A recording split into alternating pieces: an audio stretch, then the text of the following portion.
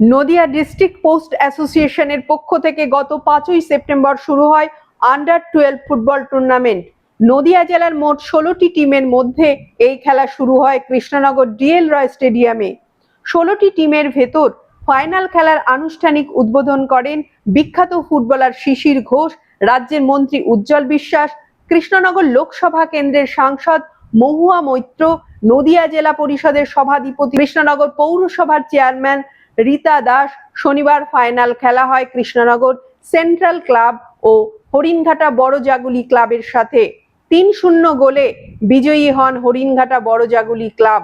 বিজয়ীদের হাতে ট্রফি তুলে দেন রাজ্যের মন্ত্রী উজ্জ্বল বিশ্বাস, কৃষ্ণনগর পৌরসভার চেয়ারম্যান রীতা দাস সহ আরো অন্যান্যরা।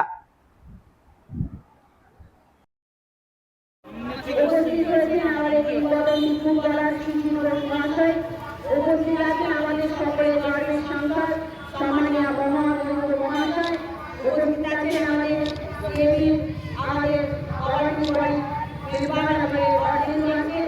আপনারা সকলে এখানে ইতিমধ্যে আমাদের মাননীয় মন্ত্রী উজ্জ্বল বিশ্বাস মহাশয় উপস্থিত রয়েছেন। তাদেরকে মঞ্চে একসাথে আহ্বান জানাচ্ছি।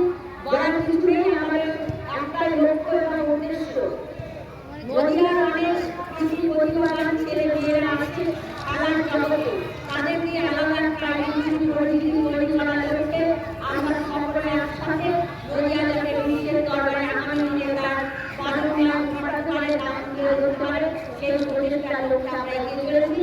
আপনাদের সহযোগিতা আমাদের একান্ত কাম্য। আমরা আশা রাখছি আমরা সেই লক্ষ্যে এবং সেই সঙ্গে উপনীত হতে পারবো।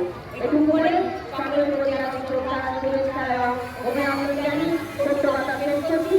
বিবেকানন্দ বলেছিলেন, গীতা পড়াতে ফুটবল খেলিয়ে তোমরা স্বর্গের আরো নিকটবর্তী হইবে। ফুটবল বাঙালি প্রাণ, বাঙালি গর্ব, তাকে ধরে রাখা তাই এবং দায়িত্ব আমাদের সকলে। সকলে ভালো থাকবেন, সুস্থ থাকবেন।